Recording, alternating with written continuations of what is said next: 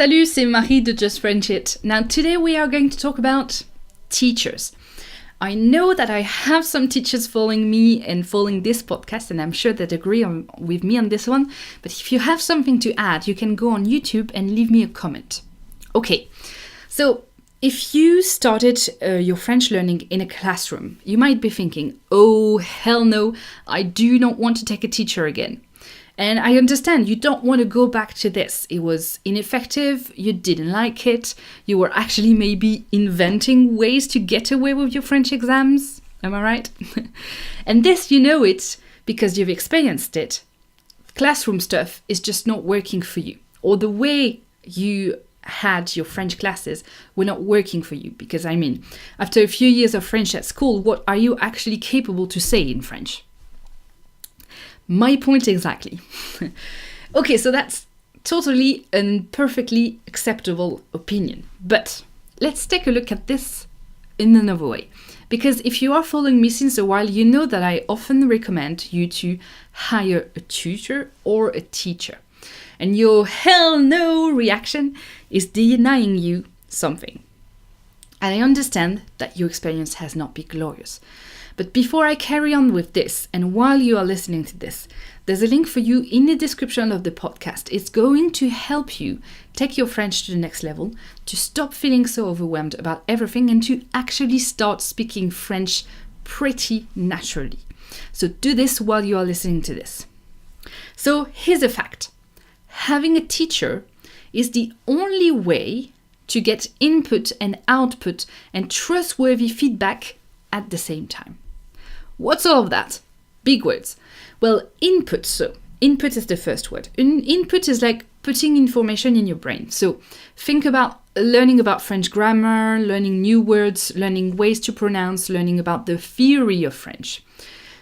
With input, when you do input exercises or input activities, facts are uploaded in your brain, right? The second word is output, and output is the exact contrary of input. It's when you use information that you already have in your brain to practice. You use the words you know to speak, to write, and to be understood. So input is learning, output is practicing, and both are essential to learning French. And then there's this very important component that a lot of people tend to overlook when it comes to language: feedback. Feedback is when someone is telling you if your French is good or not, basically. Of course, it's a little bit more nuanced than this, but feedback is what is going to help you move forward. It's what is going to help you make progress, but not only in a fast way, but also in the right way. Because if you ignore feedback, if you avoid it, if you don't pay attention, you'll end up with a broken French. A broken French is maybe your pronunciation will be all wrong, or maybe you keep making very big grammar mistakes that are getting in the way of you being understood by natives, or you'll keep using certain words the wrong way, certain expressions completely the wrong way, etc., etc. What that will do is that you will get frustrated because you won't be able to communicate as effectively. You'll think that you are better than what you actually are. And this could actually lead you to not be a very nice person to talk to. If you know what I mean, you've met those people who think that they know how to speak a certain language and they make claims that they are fluent when they really are not. It's because they didn't have this feedback. So not only a teacher is going to teach you things, that's input. He or she is also going to listen to you to make you speak, that's output. And he or she is also going to tell you if you are making mistakes, and that's feedback. And trustworthy feedback, if the teacher is competent, obviously. But so can you get all of that at the same time from somewhere else? Not really. So maybe a good question to ask would be, do you really need a teacher? Well, if you really wanted to, you could do without a teacher. I mean, learning French on your own is possible. Plenty of people have done it. And in fact, even if you have a teacher, learning on your own is going to be necessary. But when it comes to certain things, you are going to need to do a bit of DIYing, especially when it comes to output and feedback. Because, there's a lot of material out there, blogs, movies, YouTube, notebook, grammar courses, that's all out there. So input is not going to be a problem. Output, though, you're going to have to be a bit creative. You're going to have to find French people to talk to, or other students that you have strong goals with, or, just French people somewhere. But your biggest problem is not going to be output. There's solutions to output. Your biggest problem is going to be trustworthy feedback. Because if you find natives to talk to, you're going to have questions that they can't answer because they are natives, yes, but not necessarily experts in the language. They aren't necessarily going to explain to you grammar or why we use a certain word rather than another one, etc., etc. They might also, that can happen. I don't want to scare you with that, but they might also not be good at French. A certain percentage of French people, especially on the internet, are rubbish at French grammar and spelling. Even in language communities, okay?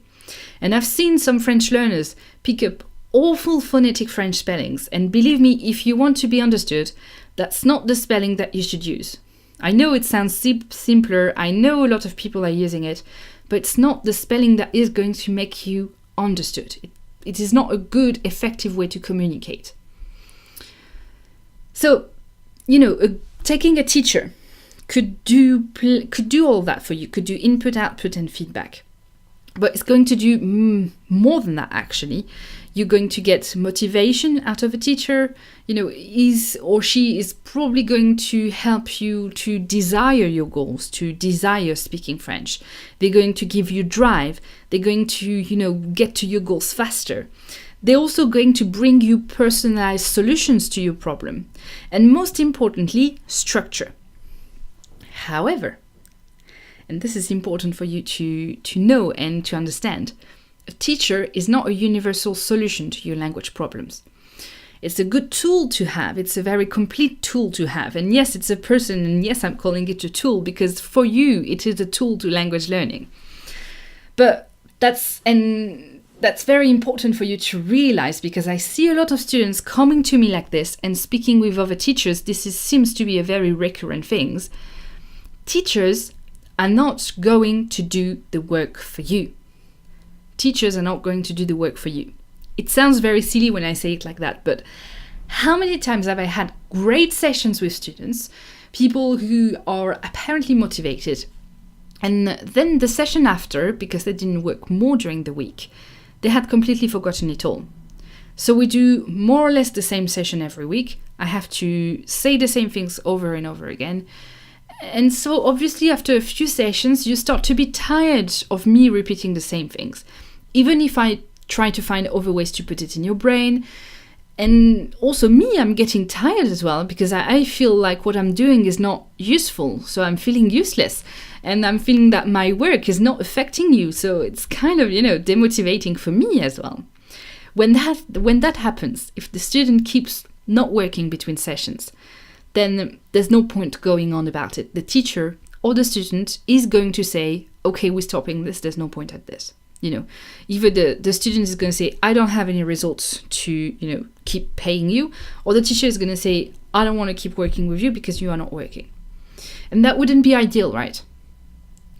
Now, at this point, you might actually be convinced that what you need is a teacher, but you might be thinking that it's going to make your learning probably a bit more expensive than what you would like it. Well, I'm going to tell you something. You don't need to have a teacher that is following you forever. And there are ways to make use of a teacher without having to pay a lot. And well, I'll tell you that this is already 9 minutes, so I'll talk about this tomorrow, right? I'll talk about it in the next podcast because this one's getting a bit long. So tomorrow we'll talk about the ways you can use a teacher in your learning, because it doesn't have to be a weekly, session that you have with a teacher. It can be, there's plenty of different ways to work with a teacher. Don't forget to check how to take your French to the next level in the description of the podcast, and I'll see you there.